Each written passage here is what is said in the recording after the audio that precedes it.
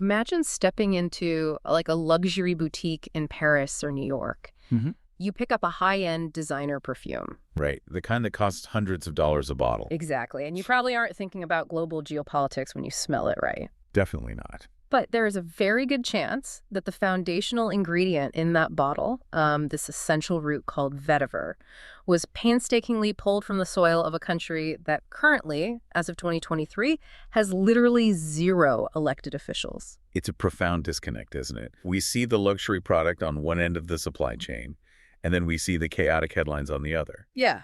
But we almost never, connect the two. And those headlines are just relentless. I mean, you open any news app today, and the words associated with the Republic of Haiti are almost always like crisis or gang violence or failed state. Right. It paints this picture of a place that is just permanently broken.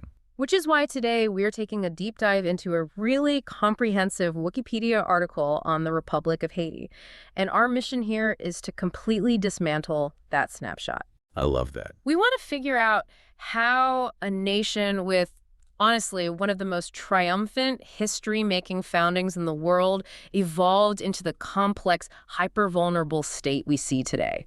Yeah, because to understand the Haiti on your screen right now, you really have to look at the historical mechanics. Okay, let's unpack this. You literally cannot understand the gang violence or the institutional collapse without understanding the 2 centuries of economic starvation and geopolitical manipulation that preceded it. So consider this deep dive your historical skeleton key. Let's trace this back to the 18th century, when the western third of the island of Hispaniola was a French colony called Saint-Domingue. Right. And just reading the source material, the sheer scale of the wealth being extracted from this land is, I mean, it's almost difficult to wrap your head around. It really is. It earned the title the Pearl of the Antilles for a reason.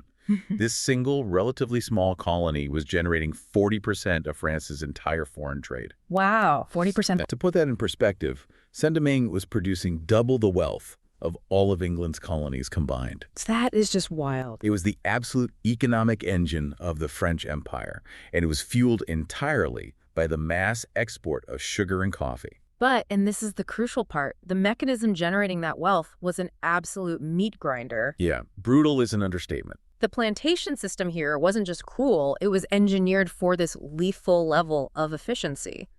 The French settlers were outnumbered by enslaved Africans 10 to 1. 10 to 1. And the working conditions were so extreme that a third of all newly imported enslaved people died within just a few years. Right, because the underlying logic of the system was to literally consume human lives for maximum profit. It's horrifying. It really is. Yeah. It was actually considered cheaper by the plantation owners to just work people to death and constantly import a massive influx of newly enslaved people from Africa than it was to, sustain a living workforce. So you build a pressure cooker with a 10 to 1 ratio of oppressed to oppressors, and you turn the heat up that high, an explosion is basically a mathematical certainty. Exactly. And that brings us to the Haitian Revolution from 1791 to 1804.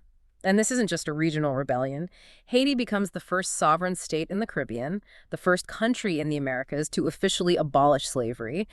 And it remains the only country in human history established by a successful slave revolt. It's incredible. The military achievement here requires serious pause, I think. These were self-emancipated people going toe-to-toe with the absolute superpower of the era. Napoleon's army. Exactly, Napoleonic France.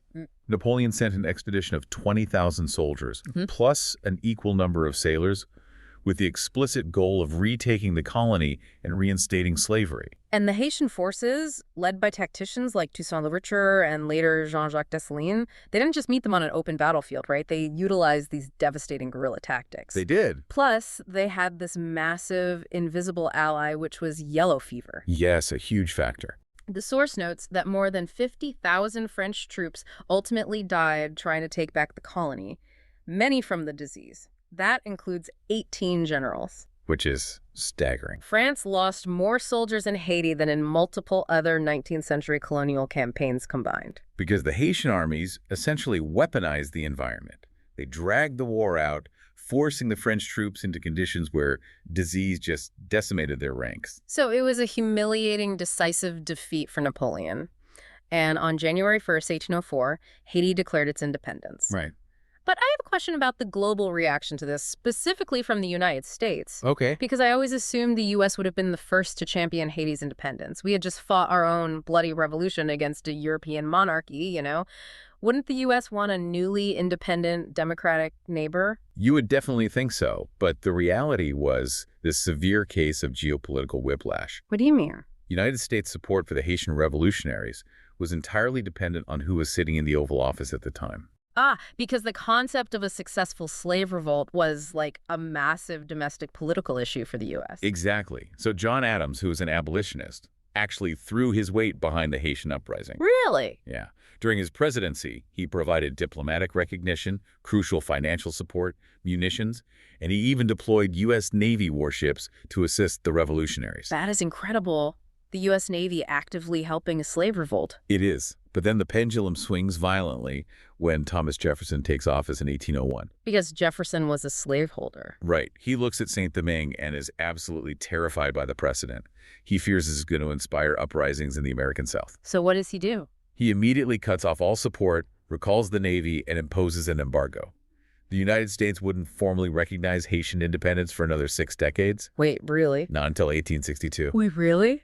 So the global superpower next door isolates them. And that isolation sets the stage for what I think is, honestly, the most infuriating part of this history. Yes. You read about them defeating Napoleon and you think, okay, that's the finish line. They won. But the global powers essentially invented a whole new set of rules just to ensure Haiti couldn't thrive. Well, a newly independent nation desperately needs diplomatic recognition to engage in global trade, Right. to build an economy. Right. But Haiti was completely frozen out.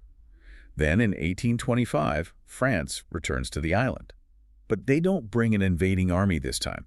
They bring a fleet of warships and an ultimatum. The 1825 debt. Yes. King Charles X of France demands that Haiti pay 150 million francs to compensate French planters for their lost property.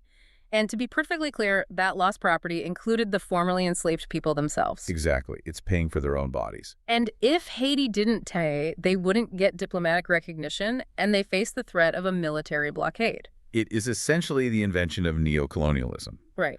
The French realized they didn't need to physically occupy the land if they could just permanently own the nation's balance sheet. The audacity of this is staggering. Let me offer an analogy to ground this for you, the listener. Okay, let's hear it. Imagine you are kidnapped. You endure years of horrific abuse, but you finally fight off your captor and escape. You are free. Right. But then your kidnapper tracks you down, surrounds your house with armed guards, and legally sues you for the loss of their property, meaning you. Wow. And to avoid being killed, you have to agree to take out predatory payday loans for the next 120 years just to exist in your own neighborhood. The math on that analogy honestly holds up perfectly, because that 150 million francs translates to roughly $560 million today. $500 million. And Haiti was a brand new nation. Its infrastructure was burned to the ground during the revolution. They obviously didn't have that kind of capital. So what did they do? To pay the ransom to France, Haiti was forced to take out massive loans from Western banks at exorbitant interest rates. So they are paying the ransom, and they are paying the interest on the money they borrowed to pay the ransom. I want you to think about the taxes deducted from your paycheck right now. Imagine if your local government couldn't use that money to pave roads or build schools or fund a fire department, because 80% of the entire municipal budget was legally required to be shipped to a foreign bank. And that was Haiti's reality by 1900. 80% of the government's entire operating budget went solely to servicing this debt. 80%. That leaves nothing. Exactly. While other nations in the 19th and early 20th centuries were laying down railways, establishing public education systems, and building modern infrastructure, Haiti was systematically bleeding its wealth back to its former oppressors. And they didn't finish paying off this debt until when? Not until 1947. 1947. The source estimates the lost economic growth over that century plus of extortion is somewhere between $21 billion and $115 billion. Which fundamentally alters the trajectory of a country. I mean, a state that bankrupts simply cannot build institutions. It's like trying to build a Jenga tower, but someone has systematically removed all the foundational blocks before you even start stacking. That's a great way to look at it. And a tower that fragile practically invites outside interference, which moves us into the compounding crises of the 20th century. Right. The financial vacuum created by that debt made Haiti incredibly vulnerable to foreign occupation. From 1915 to 1934, the United States military occupied the country. And this occupation was basically a masterclass in how to build physical infrastructure while simultaneously destroying social trust. Oh, absolutely. The sources detail how the U.S. military built hospitals, bridges, and 1,700 kilometers of roads. But the mechanism they used to do it was horrifying. They implemented the corvée system. Which is? It was a policy that allowed them to take Haitians from their homes and farms, often at gunpoint, Oh my God. and force them to do unpaid manual labor to build those roads. Think about the psychological impact of that. In a nation whose entire identity is rooted in the only successful slave revolt in human history, you have a foreign military forcing citizens to do unpaid manual labor at the barrel of a gun. Yeah, The resentment that generated must have been immeasurable. it was. The corvée system deeply alienated the population from the state apparatus. It centralized power and resources in the capital, Port-au-Prince, and it set a terrifying precedent for authoritarian control backed by military force. So they essentially laid the blueprint for internal strongmen to take over once the Americans left. Exactly, which perfectly sets the stage for the Duvalier dynasty. Right. Papa Doc François Duvalier gets elected in 1957, declares himself president for life, and is later succeeded by his son, Baby Doc Jean-Claude Duvalier, who rules all the way until 1986. And to maintain an absolute grip on power, Papa Doc bypassed the traditional military entirely and established a private, notoriously brutal militia called the Tontons Macoutes. Which translates to what? It essentially translates to the bogeymen. Jesus. Yeah, and they didn't act as a police force. Their function was to maintain order through sheer terror, extortion, and political assassination. The human toll is devastating. The source estimates 40,000 to 60,000 Haitians murdered. It's horrific. But beyond the immediate bloodshed, I want to unpack the long-term mechanism of destruction here. The source material highlights a massive brain drain during the Duvalier years. Right. How does that specifically cripple a country decades later? Well, when a regime targets anyone who might pose an intellectual or political threat, the people who have the means to flee do. So Haiti saw a mass exodus of its educated middle class. We're talking doctors, teachers. Doctors, teachers, lawyers, civil servants, engineers, the very people required to operate a functional society. Right. If you lose a generation of teachers, you don't just have empty classrooms for a few years. Right. You have a massive deficit in literacy and technical skill 20 years down the line. If you lose your civil servants, your courts stop functioning. The institutional capacity of the state is totally gutted, and Haiti has never truly recovered that lost human capital. So let's look at our Jenga tower now. The foundation was pulled out by a century of debt. The middle blocks were smashed by forced labor and dictatorial terror. The educated professionals who could have rebuilt it were driven out. And then, on top of all of that, the natural disasters hit. Because the geographic reality of Haiti makes it exceptionally vulnerable.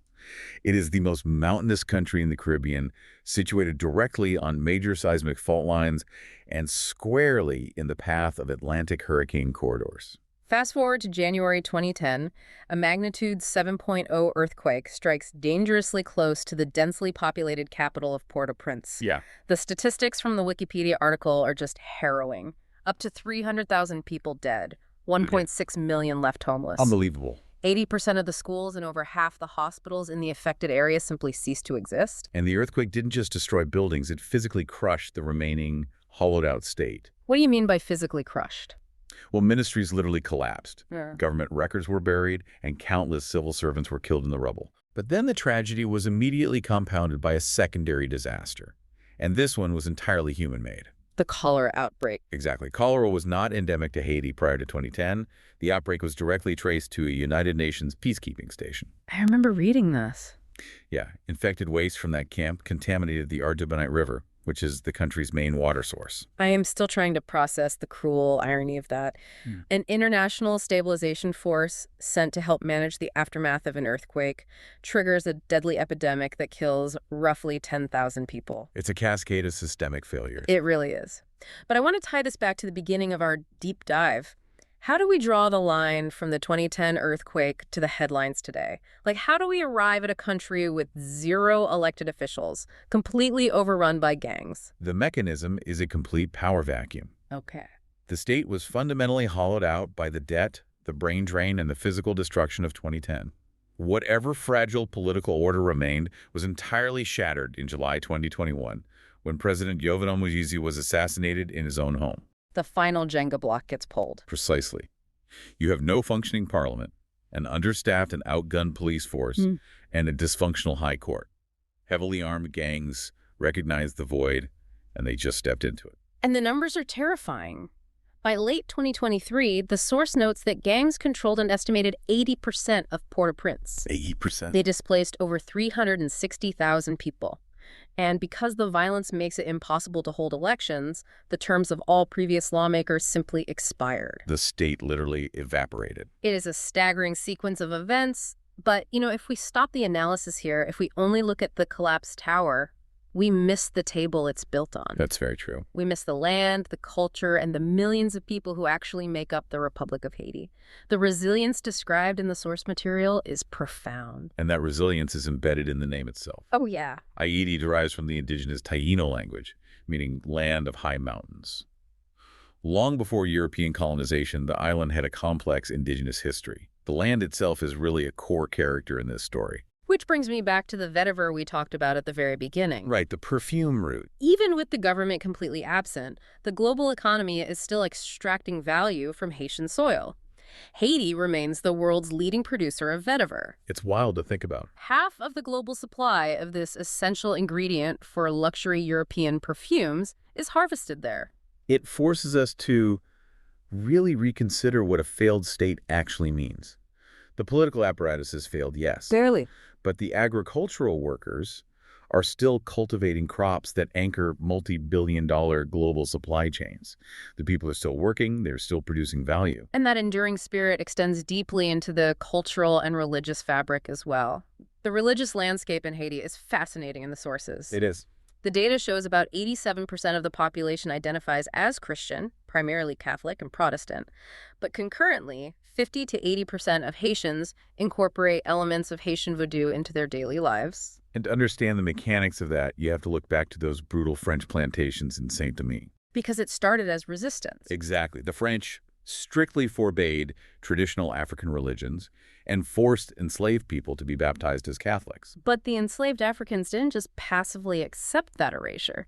They engaged in this brilliant strategy of syncretism. Yes. Syncretism wasn't merely a blending of beliefs, it was an active survival mechanism. Oh, so. They took their traditional West African spirits, known as La, and disguised them as Catholic saints. Oh, wow.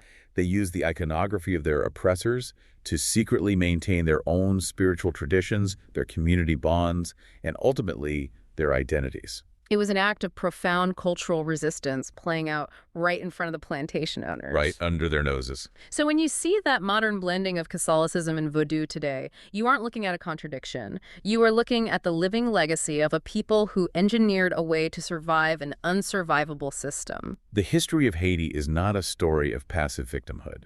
It really is a story of incredible agency constantly colliding with overwhelming external force. Which perfectly frames our mission for this deep dive. Haiti isn't simply a tragic place cursed by bad luck.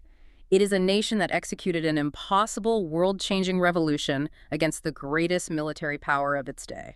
And for daring to do so, it was systematically economically starved for over a century. Manipulated by foreign powers. Terrorized by internal dictators. And battered by geography. When you understand the underlying mechanics, the modern headlines actually make terrifying sense. They really do. When you see a notification about gang violence in Port-au-Prince, you are looking at the downstream compounding effects of 1825, of 1915, of 1957, and of 2010. It is all interconnected. Now, as we wrap up, we want to leave you with a final thought to mull over. We've talked a lot about the historical barriers to Haiti's success, but there is this invisible barrier operating inside the country every single day. Yeah, the source material highlights a severe linguistic divide. There are two official languages in Haiti, French and Haitian Creole. French is the language of administration. It is the language of the legal system, the press, and the elite class. But only about 42% of the population actually speaks it. Wait, only 42%? Yep. Meanwhile, Haitian Creole is spoken by virtually 100% of the population.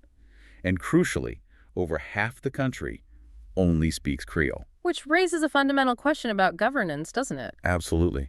How can a nation fully heal overcome these massive historical challenges and build a unified, functional democracy when the very language of its legal, educational, and political institutions is completely incomprehensible to the vast majority of its own citizens. Think about what that means on a daily basis.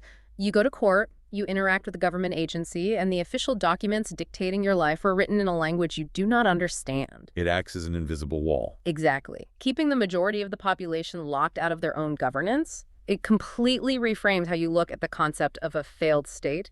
Is the state failing to function, or was it historically designed to exclude?